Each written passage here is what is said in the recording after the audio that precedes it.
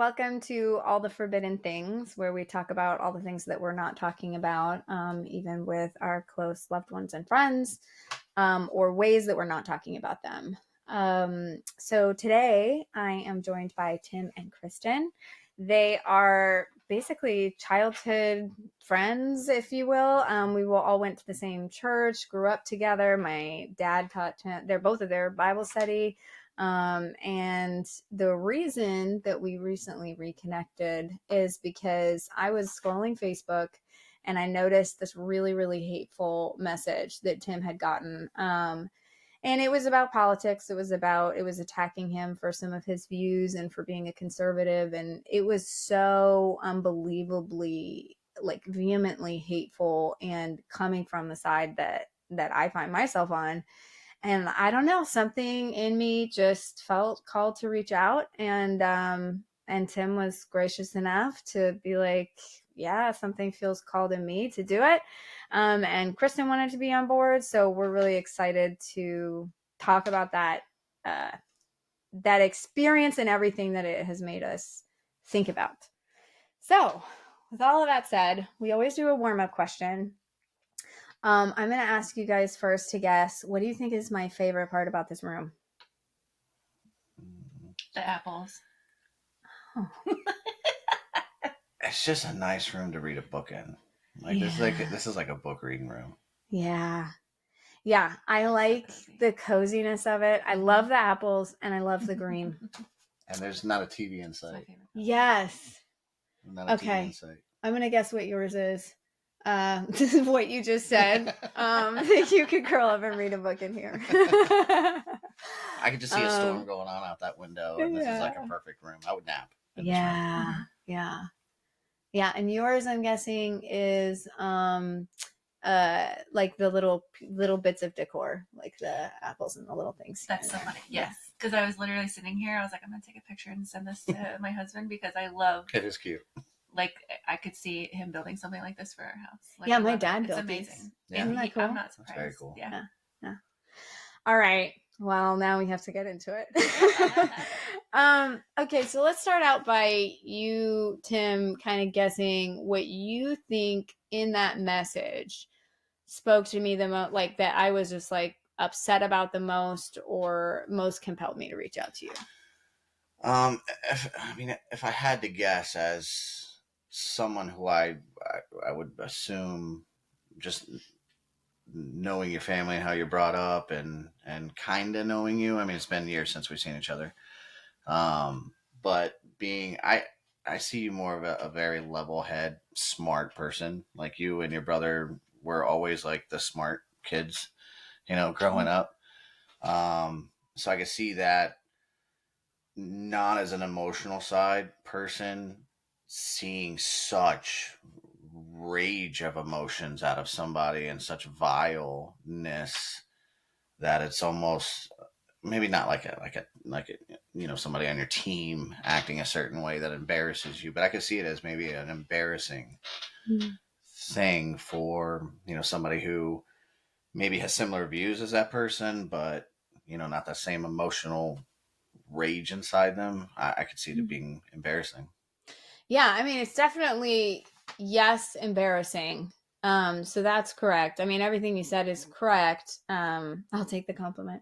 But I also think it was the raw human emotion in an empathetic response. And then it shocked me that I had such an empathetic response to something that felt so like horrible on a human level, to something that was coming from my side, which we're going to get into. So, I'm liberal, they're conservative, but we're going to get into why we are, and especially why I am a liberal. And I will give you a few clues ahead of time that I very much do, as many liberals do, feel like it's the party of love and equality and advancement. And, it was like the absolute and utter opposite of that. But it was just a pure human reaction. And then I thought, you seem like somebody who might want to talk about this. And it was almost like when you go on autopilot and you're like, I have to reach out. So yeah, that's kind of, yeah. Um, then, well, what do you think that I thought once I actually started viewing your profile? Then, like, let's put that down. We've decided to do it, and I'm like, well, I should probably check them out a little bit more and see before we meet.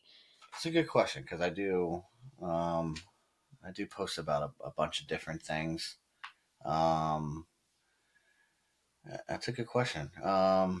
Maybe seeing, oh wow, this kid is not afraid to say anything. And when it comes to especially Christian values, like I just not afraid to say anything. There's there's- it's almost like me expressing my love to Christ and what He's done for me Hmm. to be able to stand and to what I see and a lot of evil that I see in the world.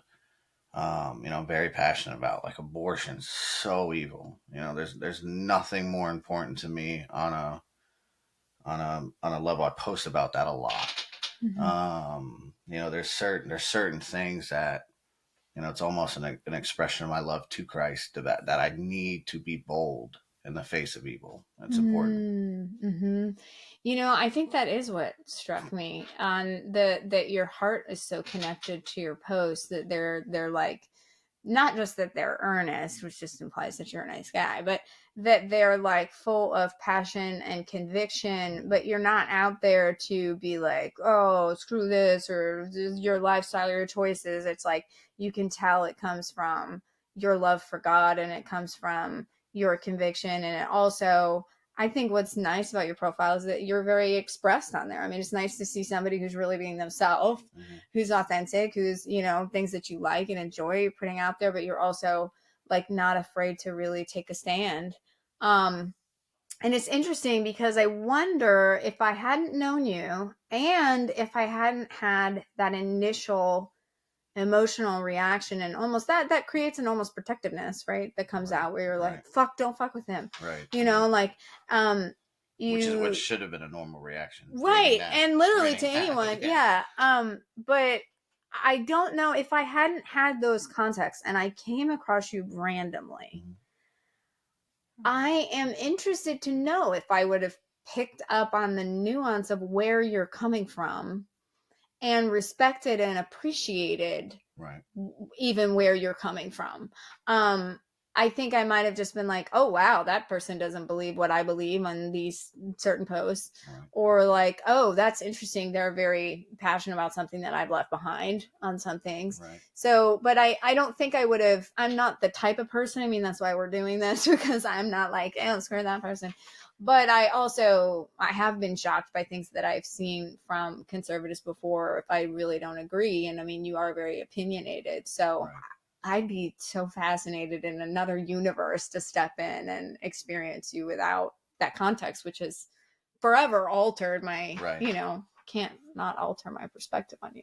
I think that's a lot of the reason why there's so much back and forth, especially online, because you know just reading through a lot of his posts or posts that I see and I'll comment on, and then I log in hours later and there's so many people that are not only against what I'm saying, but like angry and mean about it. Like you're not like they don't come and react as like a human. It's more like, I don't agree, so like you're stupid, or like, there's the human part of the response is missing a lot of times, which is the part that like makes me more sad to like have to feel like, well, for one, do I need to defend myself as a human to this person because they're talking to me like I'm trash because I say Right. I don't agree with what you're saying. Like, so that's like what you're saying. If you didn't necessarily know him as a person the way you do, does that make a difference in how people react? And that is what I've noticed the most, and especially because certain things that she'll post or whatever. There's if you notice, like me and my sister, we don't attack some individuals. Yeah. Like, I don't attack the person. I always attack the argument. I always attack the worldview. Like, I am at war with worldviews, like, not with a liberal person. You know, Yeah. I see that. Or even yeah, or like a Republican. Like there are some out there that, you know, don't have all the same beliefs. yeah. I think the Non-Christian title conservatives. gets smudged sometimes in a way to where you try to have these human conversations with people just to get them to understand, like, there's emotion behind what we're saying, but there's truth on my side that I believe to be true, and they may not believe that to be true. But arguing over Facebook in a post isn't going to change my mind. It's not going to change your mind. So where do some people draw the line to where it's like, can we have a normal conversation without, attacking someone's character Bingo. versus just saying we're not going to agree, but we can still be friends? Like, is Right. it that hard to do? Well, it's interesting because I am not a moralistic person. I live in the gray, which is another hint to some of my beliefs.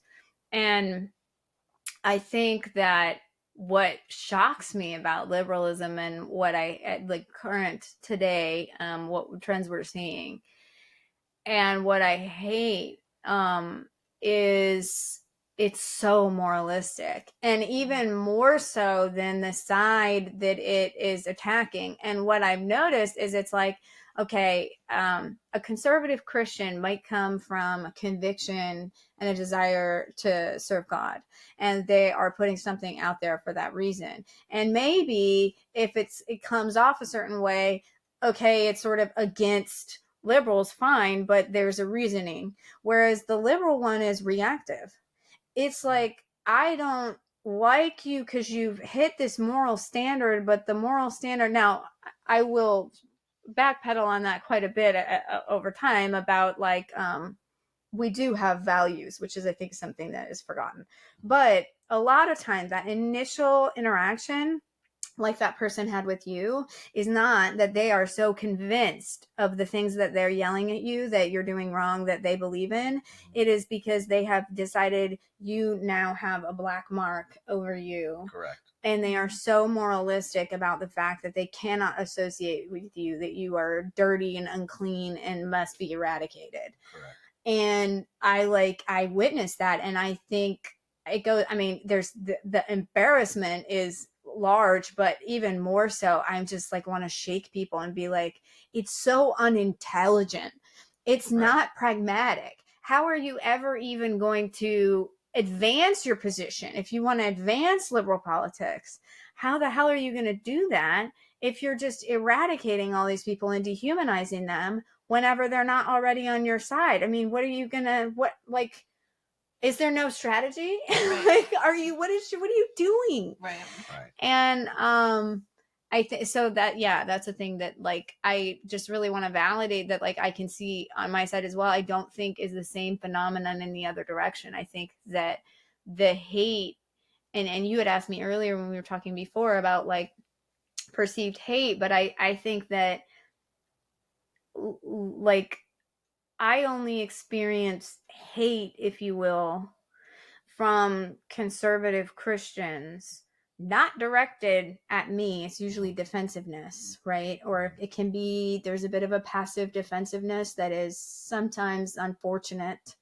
But it's more that, like, how could you vote for this thing when it has these institutional implications? Or how could you get behind, and I do have an understanding, my parents are conservative, I know where a lot of those things come from, but I think that is more where it's at, is like, how could you vote this way with the implications that it has? Or how could you try to push back on our lives? And the hard part is that our bark is so much worse than your bark. But the perception that even I would hold is that a conservative policy that's taking away people's rights, or voting for somebody who is, actively dehumanizing others, or whatever I perceive, that's bite. Right. That's not just getting nasty on social media. It actually has implications. So I think a lot of times liberals think, well, it's fine because we're just being nasty. You're actually changing the world for the worse, you know? Mm-hmm. So that's something I don't know if you guys have thoughts about or. I have. And then, but it's still like, it's still surface level. Right. And then, you get down into like, you can use abortion for an example, because you just brought up like taking someone's rights away. Mm-hmm. When you get down to the core of the argument is where I feel like I'm so done with the surface level debates of, you know, um, you know, this person is this person because he voted for this person and that's who he is and that's how I look at him. When debate should be getting down to the core of the issue, right? Like, we don't have to get into an abortion debate. We don't have to do that unless you want to talk about it and stuff like that. But what's important to me is getting down to the fundamental issue of, like, for example, taking women's rights away when I fight for the rights of the women inside the womb. Mm-hmm. So it's like, mm-hmm. When it comes down to, if you keep it surface level like that, it just categorizes people. And then once you do that, it's very divisive.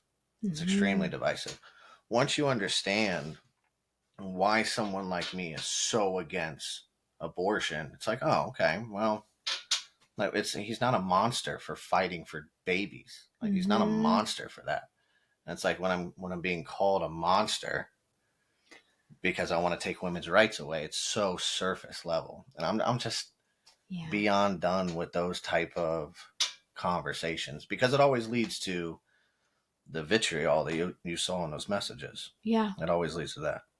Well, yeah, I mean, that's the thing, is at the end of the day, I have a very nuanced perspective on abortion, and we don't have to get into that. Yeah. But it's still, at the end of the day, both you and I, whatever my beliefs are about human rights. Right.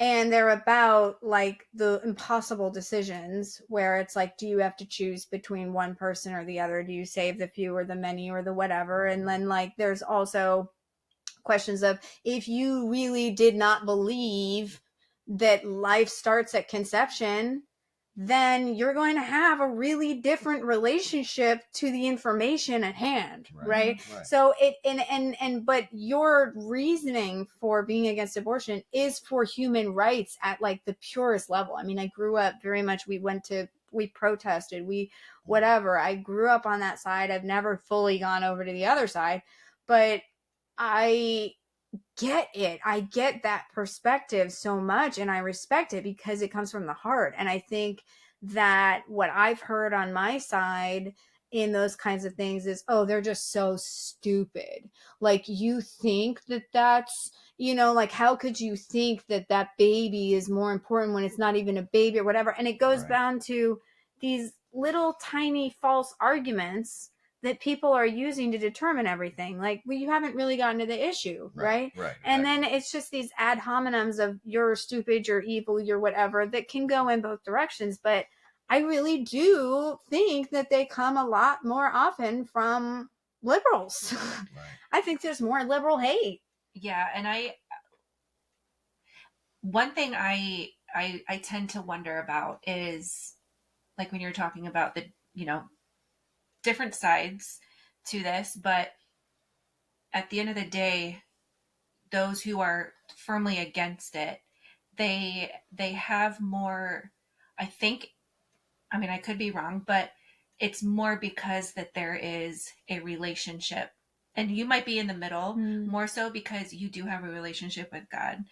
And I, like I said this a little bit before, but I don't know how many Democrats are Christians or do have a relationship with God, but how could you be so against it without that relationship? Right. Like, there's a core value that if you believe that, life starts at conception, because that's kind of what we're taught growing up in the church and things like that. So if you never grew up with that and you're only thinking, like Tim said, surface, to where it's the woman right in front of you versus the being inside. If you don't have that relationship with God to kind of determine or help you realize the difference, the way we see it differently, Mhm. then what are you even arguing about? Because you're arguing with someone who's never going to see your side, or they're not going to know the information we know. If that makes sense, you know what I mean? No, yeah, Like that there's some people you're just never going to get through because they don't know God. They never have. And so there's not, Which or is, maybe they did and now they yeah. don't for whatever reason, but like yeah. and we do know people like that as well. So Mhm. it's like where does the argument end? Because at some point the hate is going to come out because there's feelings getting hurt in the name Right. calling and the things like that. So it's like without that fundamental belief in God, what are we arguing about with them? Well, it kind of goes down to like the idea that, I mean, we learn this in like debate class or something. You have to agree on the base, I can't remember what the name of it is, but the base principles that you're going to be working off of.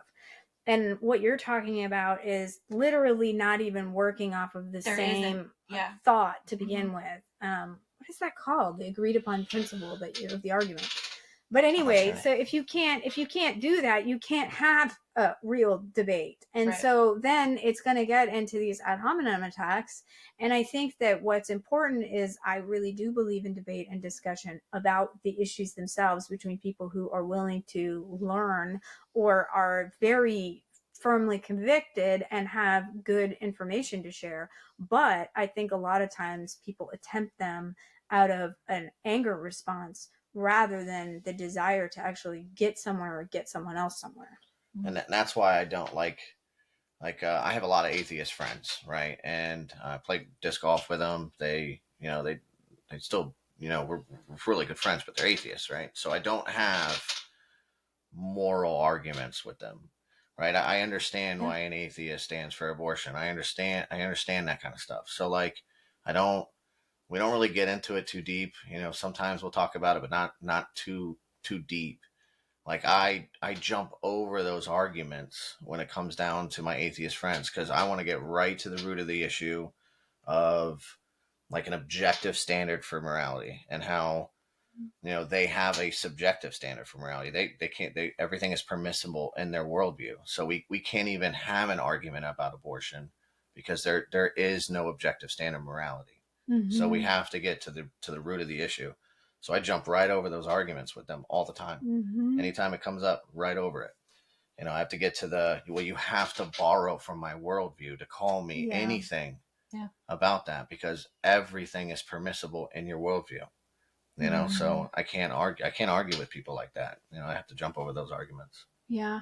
Do you have a hard time maintaining those friendships? Does it get in the way? Do they make it get in the way? Do you have a hard time? So so I have a harder time with fellow Christians than I have with my atheist friends. Now, when I say fellow Christians, it depends on their worldview within Christianity, because there's certain things that I'm very hardlined on. But my atheist friends, they get a pass, because they're atheists. So like there's not really an emotional, debates don't get really emotional if they kind of dig, but it doesn't, like, it kind of just goes off my shoulder because it's just I'm continuing to work on them. I want Christ in their life. I want them to understand that it is preposterous not to believe in a God. I mean, it's absolutely preposterous. So I want to dig more into that, and it makes me more kind of loving when I'm conversing with them. We have to be. I'm hard, yeah. I have to be. Now with a fellow Christian, you'll notice I'm hard nosed on certain things. There's you can't have Christ as your Lord and have certain views. If it goes against Scripture, if there's certain things that when I was really starting to dig in that I disagreed with Scripture, I had to remind myself I'm wrong. Like, Scripture's not wrong. I'm wrong, right? And so my view had to start changing, and I had to start looking at God's view and the standard, and looking at certain things. So I'm very hard nosed when it comes to other Christians. With atheists, it's a lot easier. It's a lot easier to be loving because they're they're in a completely different worldview that I have to actually show them. A Christian should know certain things. Well, can I ask you, like, well, just based off of that, Right? do you consider everyone who believes in God a Christian? No. Because we can't. So, like, Well, no. when you say your Well, do you Christian mean like friends, just who are they? People that grew up in the church with us who used to call themselves well Christians, but people now who don't. people who I would say people who follow Christ, right? Obviously you can believe in God and not follow Christ, and people. I'm talking about people who follow Christ who are a part of a church. I mean, people that we grew up with, that we know, that have been pretty nasty to me about certain things. Um, they Even though their church doesn't necessarily yeah, I go mean, follow the scriptures the scripture, way sola we. scriptura. I mean, there's somebody we know that's in ministry in the church that we grew up with who doesn't believe in sola scriptura. That that you have, and that it's just insane. Can If you you can, define that for everyone? oh, Sola I'm sorry, scriptura. that's No, that's just okay. by scripture alone. So it just means that scripture is the ultimate authority. It's the word of God. It is God. So if a church doesn't stand on the foundation of scripture, it can go sideways quick, right? And that's why you have certain churches that are doing things way outside biblical standards. Certain denominations. You got Methodism. I mean, John Wesley would be rolling in his grave right now if he saw what that church was doing. Right now, Where do you think that division comes from? As far as, like, there are definite, and I go through that. I struggle with this sometimes in my Bible study that I'm in. It's you learn a lot of scripture that are, it's very straightforward, and then there are, Jesus speaks in parables a lot. So someone can take, this is just my belief, is the different denominations will see a parable and take it in a different way, or take a parable literal and then use that against a Christian who thinks they understand, or believes that that was a parable, not a literal thing. Right. So there's differences in that situation. So, like, my issue is how to talk to somebody who can't see the difference, and how to explain that to them. Like when you are having these arguments or conversations, like, what is your point in that? Like, where do you stand and how do you get through that? Yeah. So, well, my go to is it really depends on the specific like point that's being made.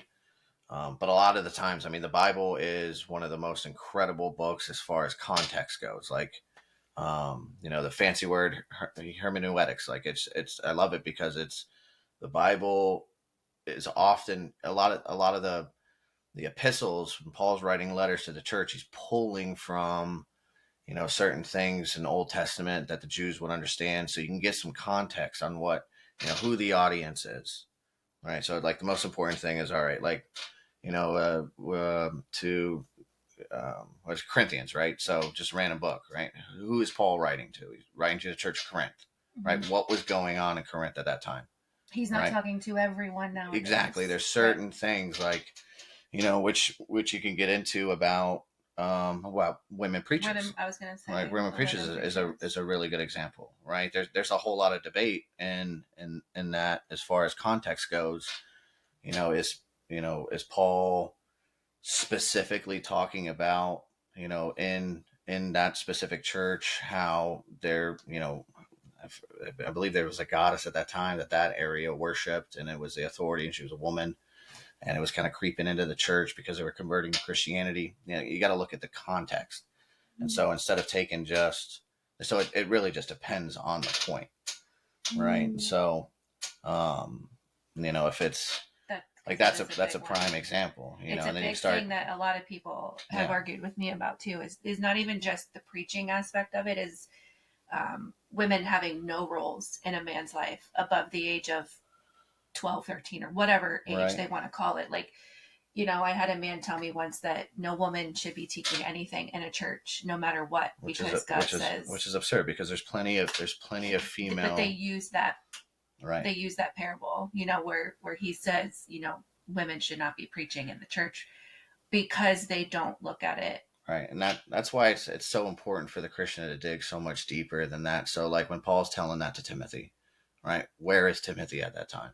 Right? What was going on in the and while Timothy was preaching at that time, right? And it was because of that goddess, and converting that church at that time, and they're worshiping a woman, mythological. I forget her name. I wish I could remember it now, but and getting that context going. There's plenty of female leadership in the Bible, and female. Now, I mean, you can pull it from. Sometimes it means a judgment from God when he allows female leadership, and sometimes it's there are some powerful female leaders in the Bible, female teachers, female, I wouldn't say preachers, but who are spreading the gospel. So that it just depends on the context of the point, and that's a great example, because they'll just pull out that scripture. I do not permit a woman to teach or have authority over a man, right? And they'll use that as a sword, and it's like, no, let's dig a little bit deeper. So, like, I kind of wanted to talk about that a little bit, just because being two Christians, like, and other Christians within our faith, like, we can't always agree, like Timmy and I do, but like we can't always agree. So how can we expect someone outside of the faith completely to be able to understand and agree with us in a situation? That overall point, which is like something that is very hard to do when it comes to terms of like Democrats versus, so it's like, how do we get through something like that when, for one, like, we can't have a discussion with someone who doesn't understand what we're talking about, and then on top of what you were saying, like, the reaction is just like a hatred type of thing where you're called names or whatever the case may be. The two thoughts that came to me are, the first is that people who don't know all this context, it's literally a meta thing where they don't have context on you. Right. And they don't have context on different denominations of Christianity, and they don't have context on, so they just go to, because they perceive that side to be a threat, the kind of most restrictive, scary sounding, least appealing to them, most, and of course the media feeds that, right? Because it sells. And so it's like, people might think, oh, you guys are conservatives, maybe you don't believe that women should have any rights at all, you're not, you're against abortion, then maybe, and they put together this little narrative of like, oh, I've got two pieces of information, and I've decided that you don't want me to vote. Right. You know what I mean? Like, and I mean, it is that ridiculous. And I even experienced that, not necessarily among friends, but among peers, in the sense of circles that I go through. When they talk about conservatives, there is that complete and utter lack of context. And then there's this projection that happens, and there's this one little caricature of you that exists. And I know that happens on the other side as well, but I just think it is a little bit more so from liberals to conservatives. Well, I will say, I've only met, and it's crazy because I've been really, I've been a Christian my whole life, but not really. All right. And it's been about 10 years since I really, coming up on 10 years, that I really gave my life to Christ. And so, and because I grew up in and no offense to the church we grew up in, but I felt like it was a watered down church where, if you notice, it's very, as people have become adults, they've been easily influenced, and everybody's, you got, some of the people that we're talking about in here. I mean, it's just, if so that watered downness, but about 2-3 years into it, finding a deeper theology and Reformed theology, and starting to understand Scripture and sola scriptura, Scripture alone, and the 5 points of Calvinism, just whatever, but going down, deep down, proper scripture and how to take context and important and dive in deep. It's like, you know, you can't have the same. There's so much behind it that you can't really have that argument with somebody, because when I'm saying something, I'm coming behind, like behind me is a mountain, you know, of context and stuff like that. And then, Mm. you know, it's, if you don't understand that, or you're not a Christian, you know what I mean? Or if you grew up in a very easygoing, watered down, non-denominational church, Mm. it's going to seem like, oh man, that person's being hateful. It's like, no, a lot of times I get yelled at and I just quote scripture. Mm. And like, so, it's difficult to have, you know, debates with people like that, because when I'm debating a worldview, you know, they're putting me into a box and they're just attacking me as a person, like, and my character and stuff like that. You know, like you said, like, you know, I want to take, you know, rights away when I feel like I'm standing up for the most equal rights. Yeah. You know what I mean? Because I'm standing up for the rights of, you know, I'm an abolitionist, you know, and true to heart. So I believe the same thing as slavery back in the day. You know, we're looking at a sect of humans that they're non-human. You know You what I mean you're mean? saying the unborn is perceived as As non-human? non-human. You know what I mean? So like, I stand for equal rights. So I believe every single life has that God-given inalienable right to life, right? And so like and there's so much, you know, a mountain of context coming behind that, that it's like you said, you know, it's he just wants to take my rights away, my bodily autonomy, you know. And then, you know, I would say the abortion thing has been the worst, because I get vile. I was telling her on the way over here, I had a woman, which is insane, and I won't get into exactly what she said because You I think should. it's just so great. Okay, so I mean, I think you should. she said she hopes a black guy, you know, rapes my daughter, so I have to, you know, make that decision on whether or not to bring the girl. Why race came up into it, no idea. You know, such a vile thing to say. Not only is it racist, but it's obviously disgusting. But it's like, and it's funny because that was the worst example, but I've had more than a handful of people tell me, you know, I hope your daughter gets raped, you know, so you have to make that decision. I had a handful of people tell me that. I have screenshots on my phone of at And least he has seven, eight a posts. 4-year-old girl. I And I mean, have a 4-year-old little girl at home. So, you know, it's a wild thing, and it's like, I'm attacking a worldview, not you. You know, I'm attacking a worldview, and the vileness of the attacking of, you know, me and my family just because we believe in a certain thing is just insane. I feel so sheltered because I don't experience Right. this. I tend to stay off of um, social media in general, unless it's for this or certain things. Selling furniture on Facebook Marketplace. That's what I was doing. So thanks Right. to Facebook Marketplace. Nice. Get a plug in So, there. but I do see plenty of that. But this is, I mean, these are people you know, Yeah. right? Uh, so two of the people I knew, I know of seven because I have seven. It was specifically said they hope. Now I've had people say, as an example, what if? Yeah. That I've had, because I'm talking 6, 7 years of, you know, very against and debating abortion, very stern, and will always voice my opinion. You know, 6, 7 years worth, but you know, two of which I know who they are. They know who I am. You know, so it's Yeah. just a wild That thing. is.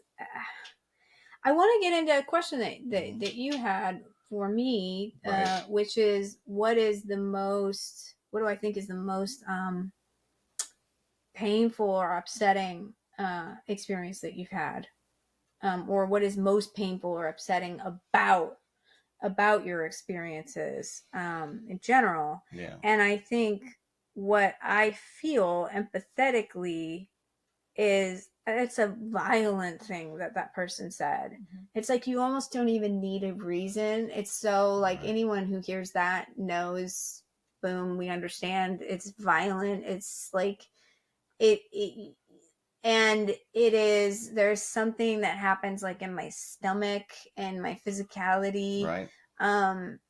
And I don't understand how humans can be that cruel. Right.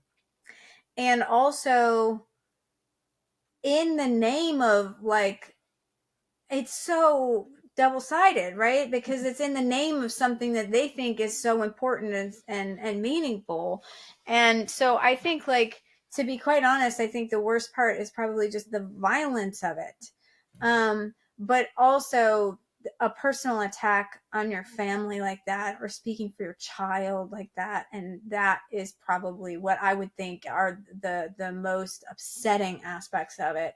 And then we had talked previously about how it's people you know sometimes, and losing friends, right, and the betrayal of it, and the combination of that has got to be the worst that you could have. Yeah, I mean those are the most extreme examples. Was the taking a screenshot every time it's happened. I hope the daughter gets raped. But it's like I share in my family chat all the time where I get messages. I that was the only time I've ever put somebody on blast. Well, not really, for saying extreme hateful stuff and just screenshotting it and putting it out there and showing that. I sent it to the family group chat a lot where friends that I had grown up with, and or not grown up with, but have been in a ministry program with over the years, who see one post about abortion or see one post about Christian values or something, and it's like telling me that I wouldn't even want you in the same room as my daughter because I'm against abortion.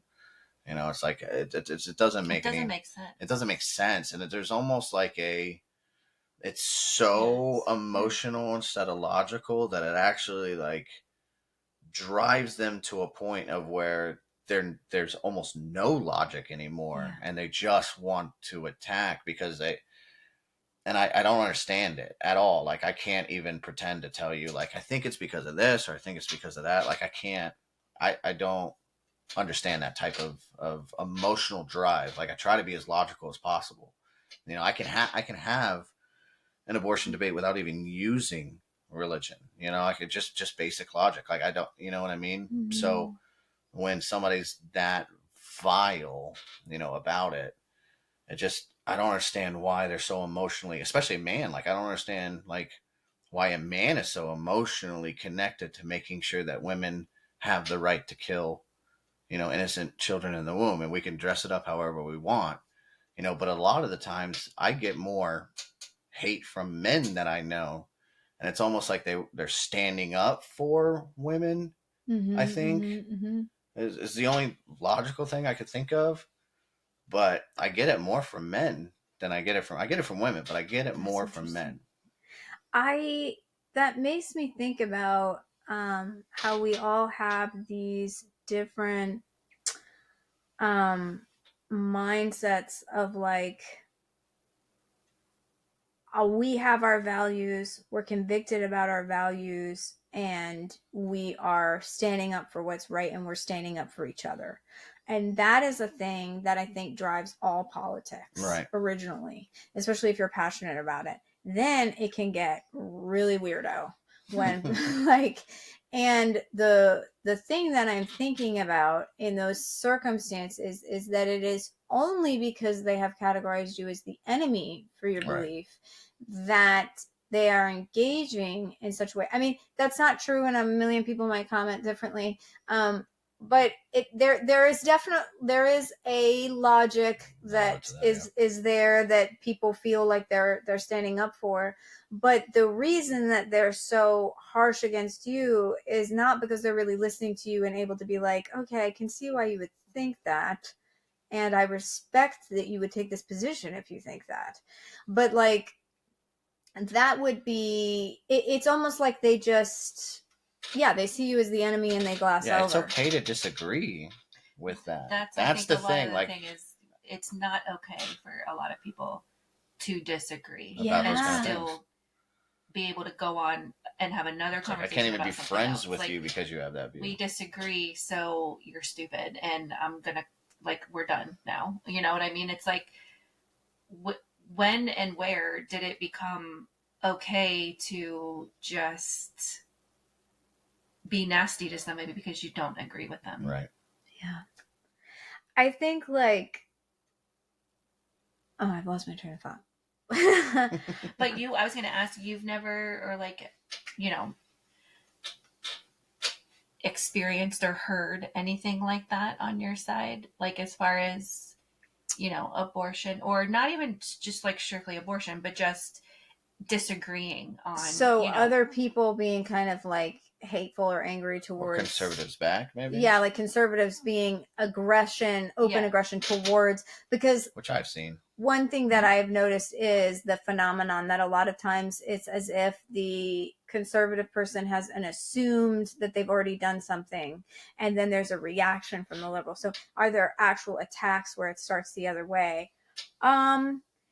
What's interesting is what I see more of is something like when you post about an issue, right, and people then internalize that as an attack on them.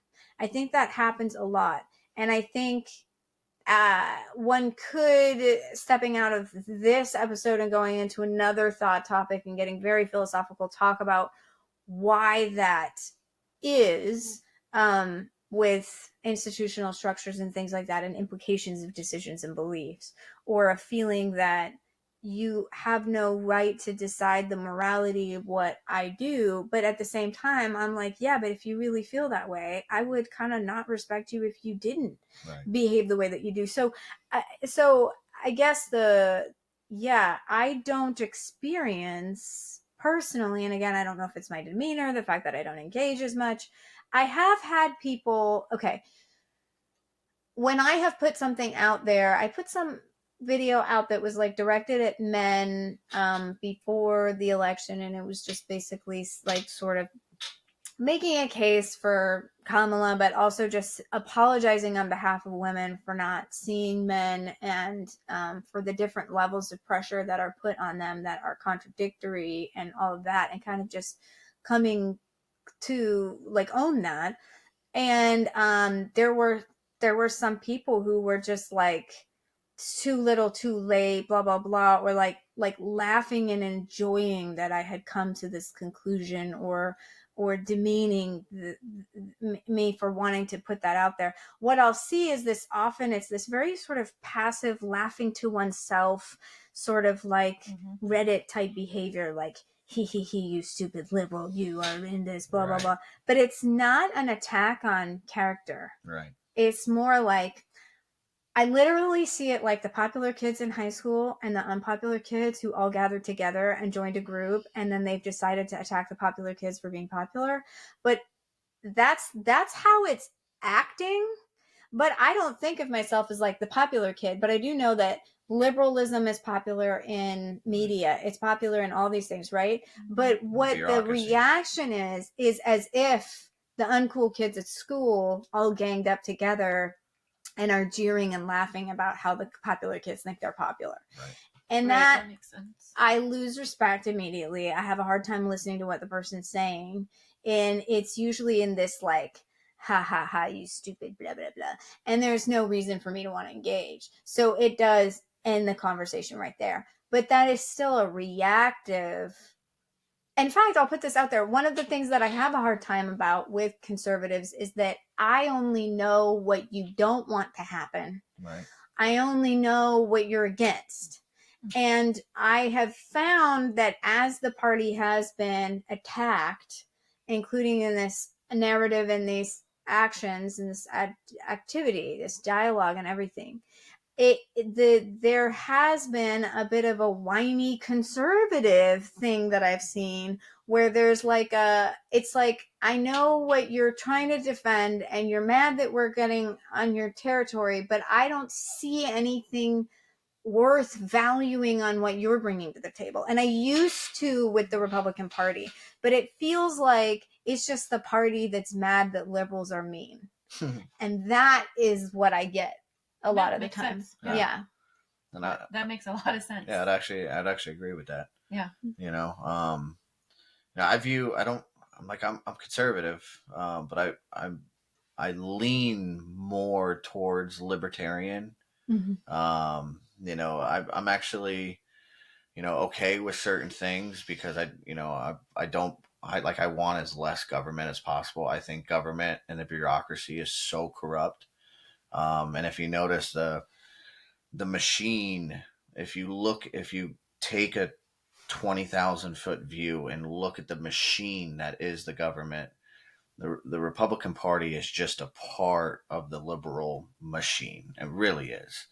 Um, you notice it's been the reason I do like Trump so much is because if you watch that machine turn towards him and just has been nothing but attack. The machine is against you and I, 100%. It's bureaucracy, elite, and the people. It really is.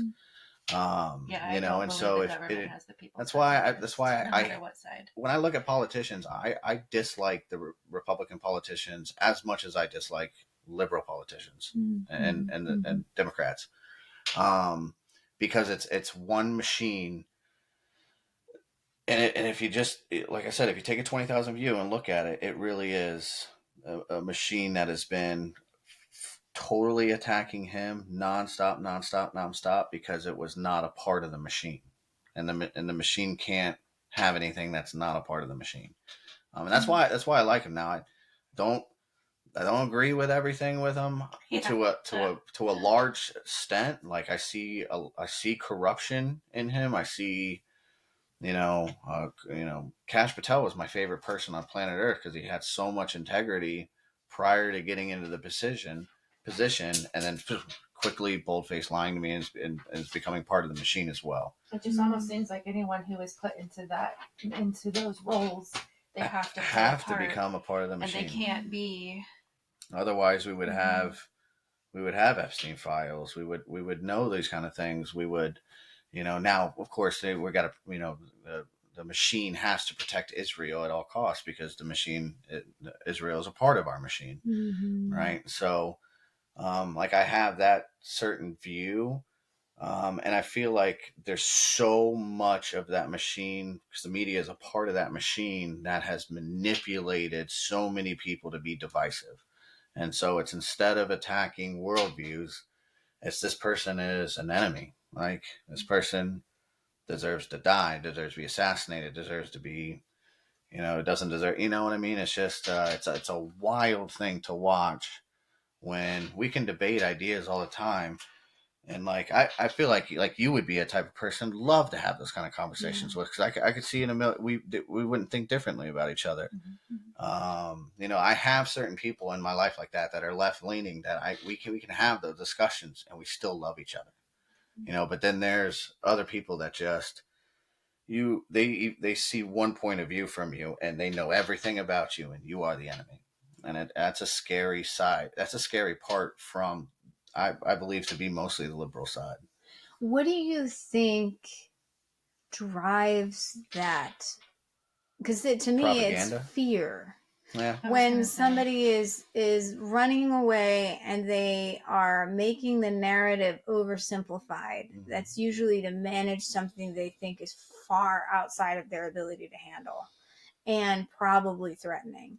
So where do you think that fear comes from, or do you agree with me that sort of feels like I would say fear. I would say it's a defense mechanism of sometimes people don't know the subject completely and they don't want to feel stupid. So they're okay with the surface level arguments, because the second you start digging into it, you'll notice that they start personally attacking you. You start, I try to engage a lot, and what you've noticed, and the more you start breaking down the argument into more and peeling back the layers and getting to the fundamentals of what you actually believe, you realize they don't know anything of what they're talking about, and so they want to keep it surface level and they start to attack you instead of the argument.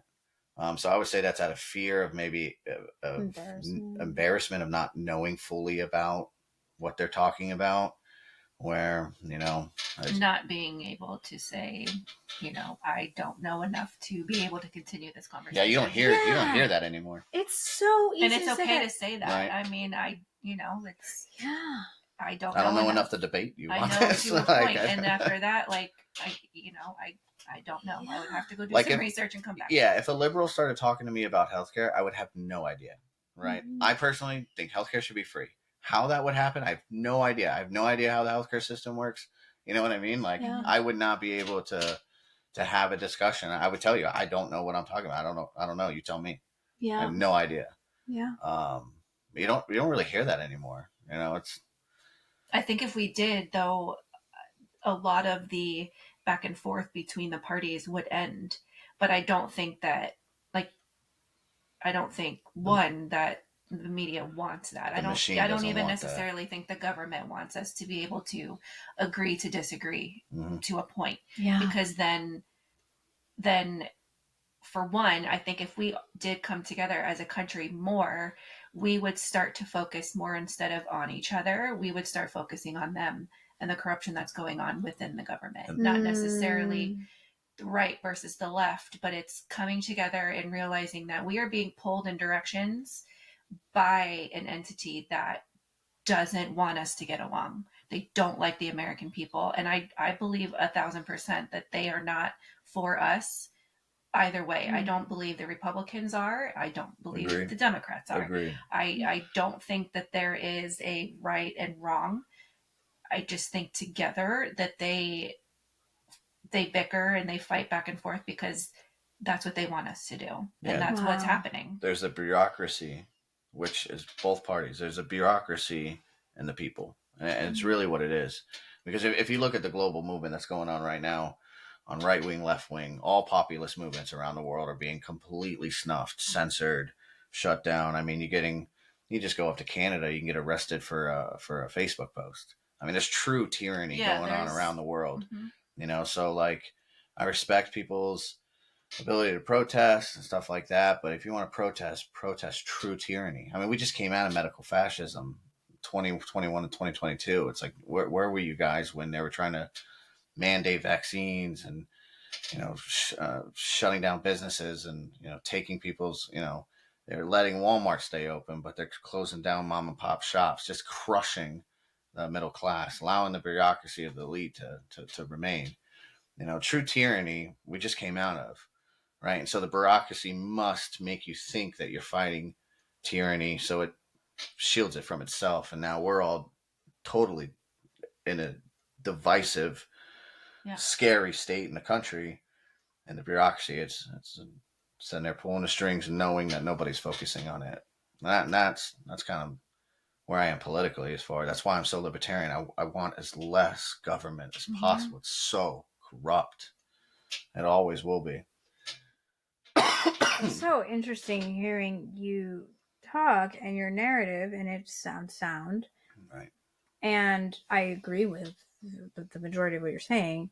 And then there's things where I live in a different narrative. And we talked about this right before about beforehand about like living in two different realities. Right. And I think one could blame the media and then the shared narrative, though people have been doing this long before the internet, but shared narratives about it's like there's always a tyranny narrative, but who is the person who's the tyrant in your story? Right.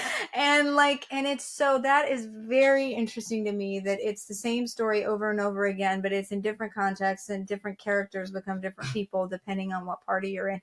And the narratives that we use are so compelling, and they go in depth and they have layers and they have logic to them, and they are equally complex on both sides if you are talking to the intelligent, grounded people on those sides. Right. So it's very, very interesting to me. It really makes me think about like how we write our own story of life and of history and everything. But I think the inability to recognize that is part of what causes these problems, because people don't realize that even if you think your narrative, you should think your narrative is the correct one, right? Otherwise, maybe change your narrative. Right. But recognizing that that's what you have, that you've collected a worldview and you've collected these different things and you cast people in certain ways, you should recognize that somebody else has earnestly, as much as they were capable of and as well as they were able to think it through, tried to do that on theirs, or they got fed it, or they got influenced it, or whatever. And so we're all just operating off of that. But I think what's most distasteful to me, and I was wondering, like with the fellow Christians thing, right, are you more turned off or icked out by people who you think are just getting influenced by the social sentiment of the moment than you are people who you think have interpreted the Bible differently. Like, Yes, because to yeah. me, that's a really Well big put. determining factor. That's well put. Yeah, because it's much easier to have a discussion with somebody who's interpreting the Bible. You know what I mean? If somebody's digging into that, then we can start getting into context. We can start getting into, that's such an, and that becomes a loving. There's nothing more that I enjoy than having a scriptural debate with another person who's digging inside scripture, because we want to get down to the fundamental truth of what the context is. Now, somebody who's just, what you first said, you can't really, I have and I've grown, and this is probably a fault of mine. I've grown impatient with, because I see a lot of those people who I grew up with, who are in a different mind frame, and it's a very, I just have no patience for, if you don't want to, like, if you have this Christian worldview, you know, where's it coming from? Right. And if you can't really get past, just the worldview, and can't really explain where it comes from, what's the context of it, where is it rooted in scripture, or if you're bringing it up in church history, or, whatever. Like, if it's just, I'm growing impatient, because there's so much evil at our doorstep right now. Society has grown incredibly evil, in my view, and so anti-Christian that, I have little patience for Christians like that anymore. Because, like I told you, abortion's my biggest issue. It's like, if if if millions are getting slaughtered and killed, I have no patience for your BS worldview right now. Like, every day, how many are being killed? And if you want to have those type of arguments with me, please come with something other than some surface level, because I'm not going to be patient with you. If this is between me and another Christian, with an atheist, it's a lot different. Yeah, that kind of goes back to what I was saying. If you can't really argue a biblical point with someone who doesn't have it. Right. It's like what you were saying with the healthcare thing. Like, you can't discuss something you don't know. Exactly. A lot of people lately feel like they can. Yeah. And they think it's noble to try. Yeah.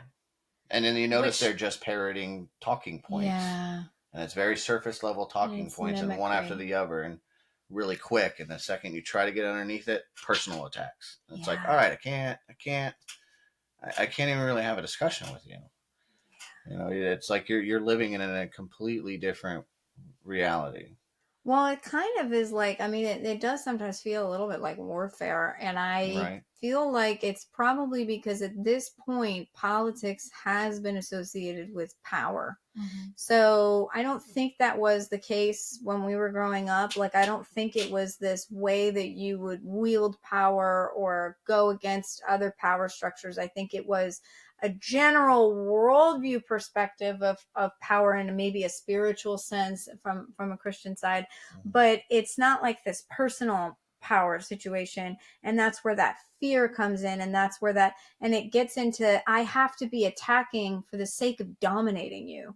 Like, and it's essential that I dominate you, like life or death, that I dominate you, and that our side dominates your side, because we all have a tyranny narrative. And so it's like, but it's interesting that it's become that, because I don't think it was ever that important previously. It's just become a thing that you flex. Right. Yeah, I do see a difference now versus when we were growing up. Whether my eyes were just not open to it at all back then. But I don't remember growing up seeing, riots and things.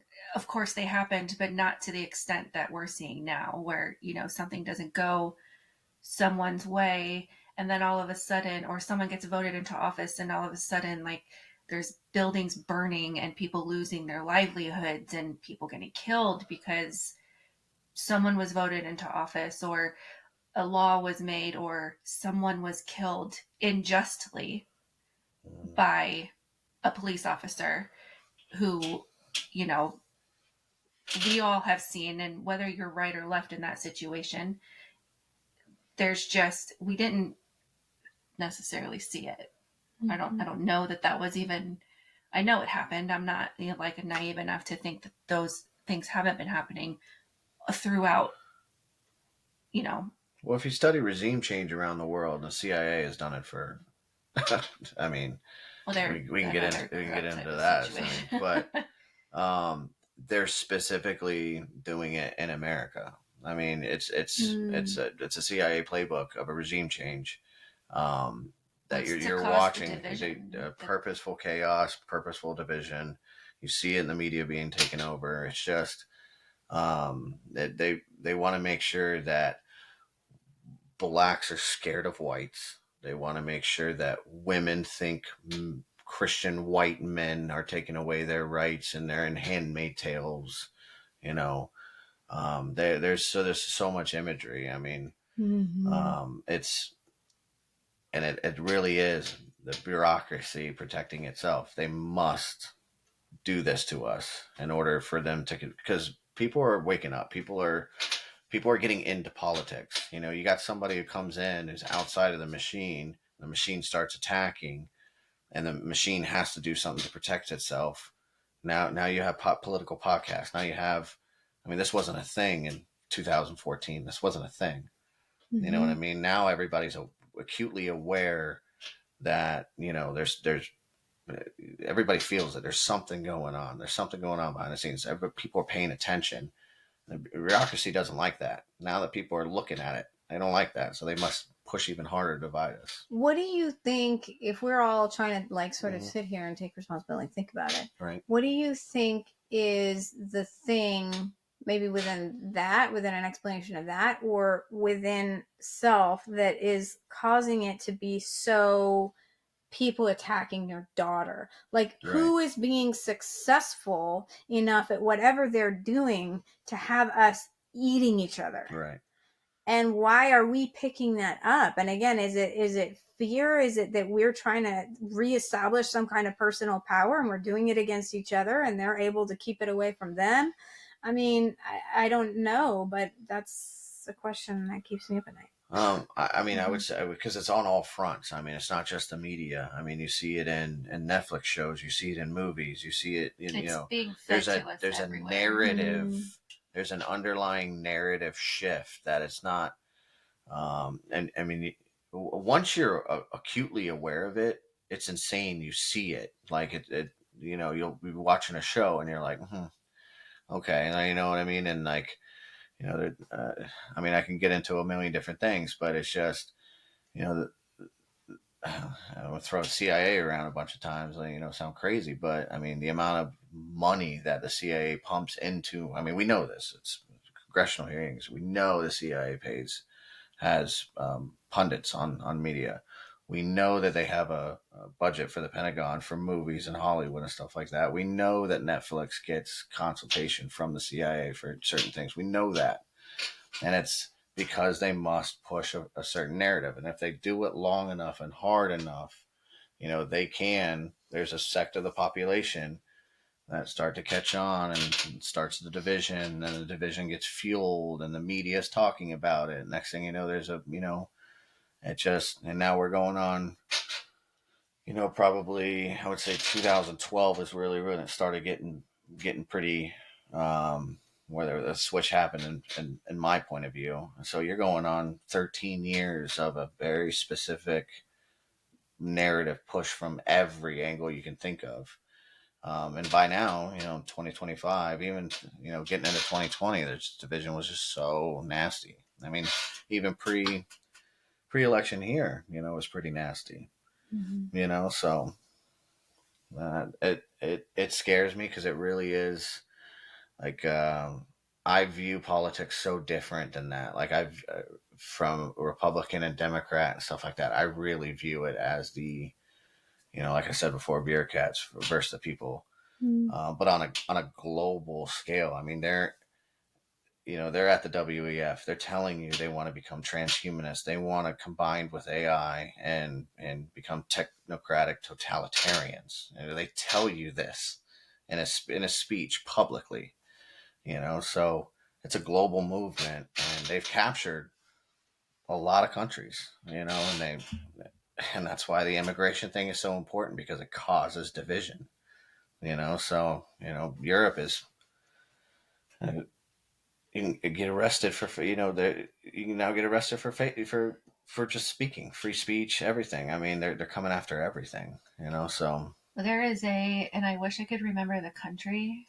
I was literally, it was in our Bible study. There is a country who has officially named their first AI, like, official. She's got a name. Stop it. it's who And is she it? has come out and It's a literally, weird country's name. I know who you're talking about. she's literally, It's she their has prime literally minister. come out and said that, those that have, like, voted against me, they don't vote, but, like, it hurts her feelings. Like, she's here to make life easier for the people. But, like, where, like, when and how had, like, AI coming into a government stance? She helps make this computer makes decisions for the It is an people odd of that thing. country. She's a prime minister. She's actually the Prime minister. She's AI model, and she's a prime minister. It's a very small country. I can't remember the name of it. It is Wow. pretty wild. But that to me shows that, um,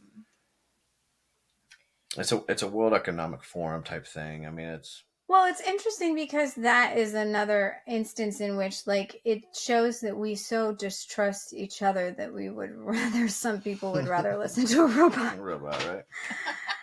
Uh, did you have any more questions that you wanted to share or ask? Um, I I mean, not necessarily for the podcast. I'd like to know. I mean, I'm interested in the new religious view. Albania. Maybe non-religious. Oh, it's in Albania. Albania. That view. I'm interested to hear that. Not necessarily. It doesn't necessarily have to be on the podcast, but I'd like to know. Well, If you don't mind sharing. yeah. How do you think that being a liberal, we talked about the relationship between conservatism and Christianity, and then there would be the opposite of that, is often common. Though I have a lot of liberal Christian friends in Georgia. But how do you think that liberalism, even based on things that maybe I've already told you, affected my relationship with Christianity, which, for everyone's context, I no longer identify as Christian. I would say that I believe in the same God. I know Christians would not feel that way because of what's built into the faith. But I do have a relationship with the God I grew up with. And it took me a while to come back to that. Would you consider that God Christ or Jesus? No, the God the Father. Okay. Yeah. And there are variations in how I experience God. I also am a bit pantheist, but I do believe uh in that the thing that moves what you would call the Holy Spirit, I feel mutually in myself and also have in my own life, and it's very active, and it appears to me, and my experience of it is the same way that I hear my mom talking about hers and my dad talking about his.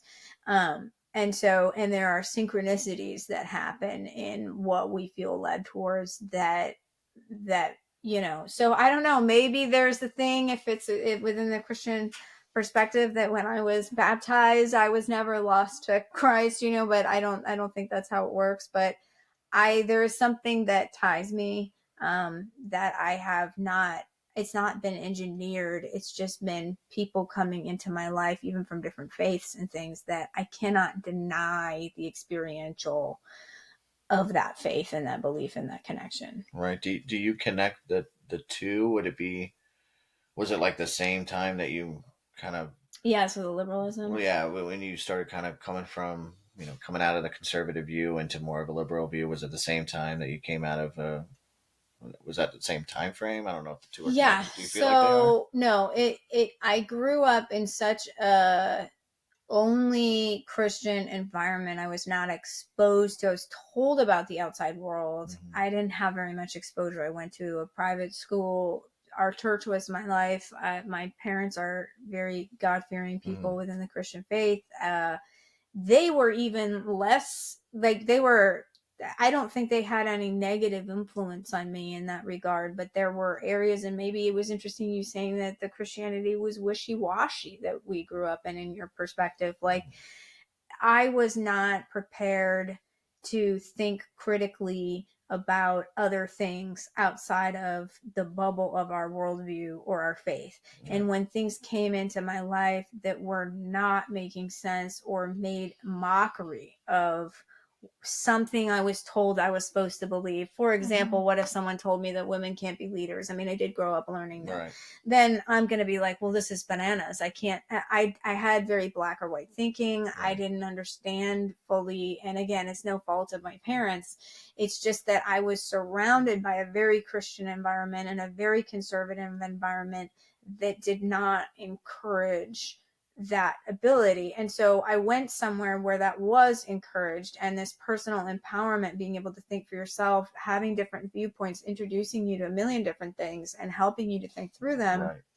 But divorced of, I think the only way that the Christian perspective was really presented to me was in this one class where it was sort of like critical theory about the Bible, where it was like talking about all the different authors and all of that. And I mean, to be quite honest, the sola scriptura thing, that did, the more that I dove into what was presented to me and what I have learned in various sources about the way that it was put together, I, and the my spiritual experience of texts and living things like that, that are spiritual texts, I just don't believe in the sola scriptura part. So I guess you could say that's the thread that starts pulling the whole thing apart, right?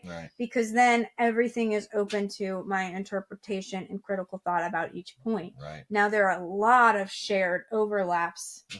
But so yeah, it was a liberal. I went to NYU. It was, and I remember there was this snarky guy who was our professor of, like, you know, sort of like theology and things like that, talking about all the philosophy and stuff. And he was just a smug atheist. But, and I knew that, and I could see that and all of that. But yeah, I just, so, but I would say now what drives me in my liberal values, which are primarily socially liberal, is a lot of love for humanity, personal autonomy, freedom, connection, equality, ways that has to be explored and tested, that yeah, maybe it doesn't work in these contexts, but maybe we haven't figured that out yet. A lot of things that I am drawn to, and the Christian liberals that I'm drawn to, share this love of people and this and a less of an attachment to God's commandments and the more the rules, but more like what is the spirit of what we want to create and what is the world we want to see, and making something new together. And so I think it's hard because there's such a divide, there's such a chasm. It's hard for people like yourselves to come over there and see, like, this is full of faith-based values, is where this is all flowing from, right? Because the only thing that we're seeing of each other is this conflict, and we never really get on that side. So anyway, I don't know if that answers your and so and like a couple liberal friends that I have that I respect a lot and have the same exact view. It's like there is it's because, honestly, it's because they're a good person, right? And they have a certain set of values that they look at, and my issue is that even my party has been hijacked. Now, I'm 100% confident the Democratic Party has been hijacked by a pure evil agenda, right? My party has been hijacked by a pure evil agenda. Like, it's all been hijacked. But I noticed that, like, the friends that I have that I can talk to about with this stuff that have those set of values, like, it's like, okay, yeah, we get along. We actually agree on a lot of things, because a lot of the things that you believe in, you know, I pull from being a Christian. You know what I mean? Like, you know, justice for all. Like, I'm extremely Justice is extremely important to me. Equal rights are extremely important to me. I just have a different view of what I view as equal rights. So and we get along because of that. But I believe politics entirely has been hijacked, and it's an outside movement that has nothing to do with what conservatism and what, because the Democratic Party is not the party of JFK anymore. If it was, I would probably be a Democrat. Because my politics align a lot with that. So I see a hijacked movement on both sides, and people falling for it, and it's like, and it's difficult to really explain, but because those are the things that I see their value sets and agree with them on, but then there's just a wild takeover of the party by bureaucracy, and it's mainly, if you notice, the bureaucracy is mainly liberal. And then you have Republicans on top of it that are really just a part of that machine. Then you have this outside movement that's came in, and that's why that machine has been nonstop attacking. That's why no matter what, like on certain things I have to, kind of snug my nose at with Trump, I will vote against the machine every time. And that's kind of where my politics stand there. If that makes sense. Yeah, it does. Did you have any more questions or things you wanted to talk about? I think earlier you had spoken about or asked the question of like when he keeps saying like the machine, like how we believe that it's fighting against the American people, no matter what side you're on. But like, where did it start from, and like, who are they when we come to talk about like, the government, and like when did it go from we the people to we are against the people, and like, who are these people that are fueling the government in a way to where it's gone like so sideways, to where I don't think a lot of people believe that the government is for us anymore. Like, I don't know that, does your side believe that as well, or is it just like the Republicans are just because if we Trump both came loving together people, on that, and all they care about is Trump, and they love him, and they would die for him. Whereas I don't think the majority of our party feels that way. Like Timmy said, like I don't necessarily, like, I cringe at a lot of the things he says. I don't like to necessarily listen to his speeches because I don't know that I would even like him as a person. I don't consider him a Christian. I don't think that he holds those values that were once. well, he's Jewish. I don't even. Okay, well, I don't even. He know claims to be that. Christian, but he converted to Judaism.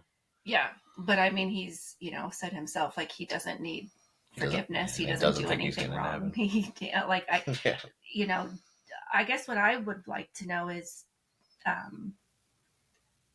does the other side view all Republicans as like diehard Trump fans that would go to the ends of the earth to support him? Or just die hard against the machine. So, And do they understand that some of us are like that?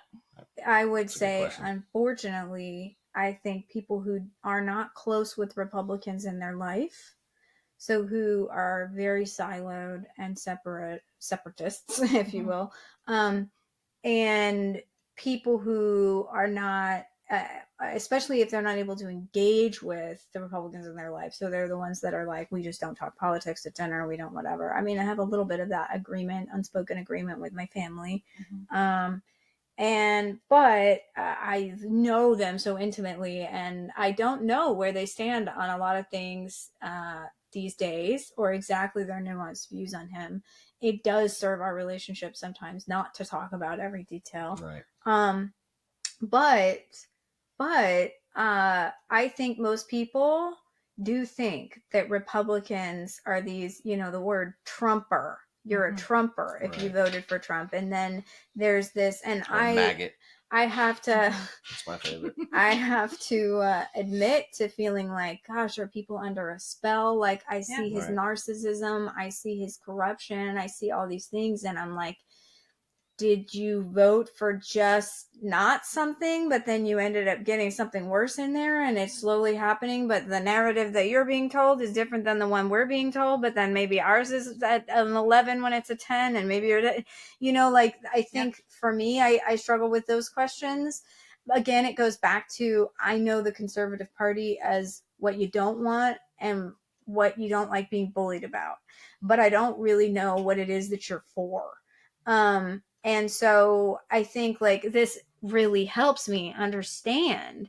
And I also like really like appreciate and absorbing everything that you're saying about the machine and everything. And so I would say no, absolutely not. I don't think people are thinking through, oh yeah, you want to be out of this oppressive thing that we all actually want to be out of. And yes, most liberals I know are not even wanting to be Democrats at this point. I hate the Democratic Party and what it does, how weak it is, and how corrupt it is, and all of that. So it's like, I think sometimes we all make a united front around our party to present to the other people because we know that's how we're all going to be strongest on our side, is if we appear to be together. But actually, I think it's valuable when you talk about the nuances of the differences, because most liberals I know like don't even want to call themselves Democrats. So there would be, yeah, I think your point is completely correct that if we all got together, they would fall, and they don't want that to happen. Right. And you can think of they as a spiritual force too. It's a lot. It's a transatlantic, just corrupt.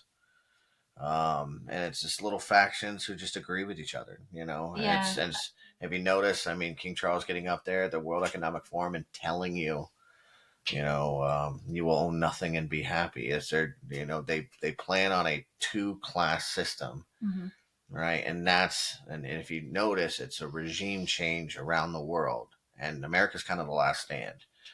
They want serfs and they want transhumanists, AI involved. They think they're going to become gods, and that's their agenda. And they tell you, I mean, they write books about it, so they've hijacked, left-wing parties all around the world, and they snuff populist movements all around the world in order to continuously knock down the domino. And honestly, America is the last domino. You knock us down, they're there. And AI is, especially with quantum computing coming out, they are months away. Months away from, I mean, you're not going to recognize the world here in a couple months, maybe a year. Quantum computer comes out, we're done. So they merge with that. It's very easy to enslave, depopulate, have a 2-class system of workers, and what they believe they're going to be gods. And that's that evil agenda that I'm telling that, is behind the hijack movement. I don't like to get into it too much because it sounds crazy, but I mean, they tell you, they tell it openly in their speeches. So it's very scary. Yeah, I think I would just I think when you said you don't really know what Republicans stand for, what we don't want. But I think I can speak, I obviously can't speak for everybody, but I know that the majority that I know, the thing that we would like most is less government. Yeah, that's the thing. That's what that's I think the driving which force. is more personal freedom. Yes, agreed. Which I think is what you 100% agree. Your side would like to. Yeah. Which so it's like we don't necessarily want different things, but it's how we get there. Yeah. We sure. Because I mean, that really is the conservative agenda, and leaning into more like libertarian conservative is where we want almost no government. Yeah, I mean, right, and like you guys can have all your, the liberal side can have all their personal freedoms that they're fighting for, because to be honest with you, my fight isn't with non-Christian people. My fight really isn't with them. Whether you not accept Christ, I want everybody to accept Christ. I want you to come to heaven with me. I want you to experience the love I experienced with him. But that's not who I'm at war with.